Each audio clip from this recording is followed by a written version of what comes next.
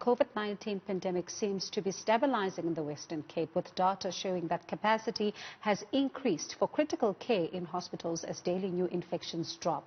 Premier Alan Winde stated that since the pandemic seemed to have reached its peak in the province, the alcohol ban should be lifted to prevent a second pandemic of joblessness and starvation.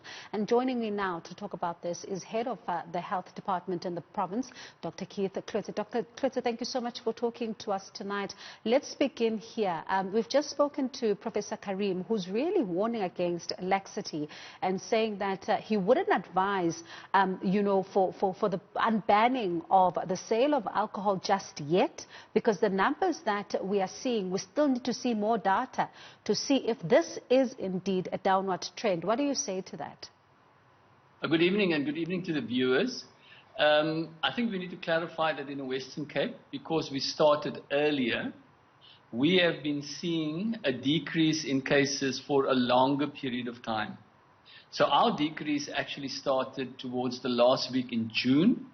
So we have got 6 weeks continuous decrease. So it's a 6 weeks continuous decrease. The figures that we've also shared in the Sunday Times, you might have noticed, is figures for Cloete sub-district specifically, which shows a peak of about 600 cases per week at the end of June in Cloete. And the last 7 days in Cloete now, we're talking about 71 cases. So we're talking about a longer period of time and a more sustained decrease in the Western Cape. So we are very much familiar of what Professor Karim is saying. It is that the Western Cape has had a longer sustained and gradual decrease, and it's been sustained over this period of time. And Dr. Cloete, there are really some real concerns that we have been hearing in the recent days of a second wave. How then will the Western Cape be able to balance, the livelihoods of many, as you're saying, of course, here, that we need to prevent further joblessness and we need to ensure that people are not starving, but at the same time, making sure that we're not seeing a surge in numbers, which may put us in a position that is like the United States? We've had a very interesting phenomenon, and we've been watching it very closely.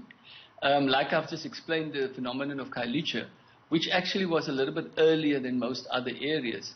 And it's very promising that the Cloete decrease has been sustained over a 6-week period.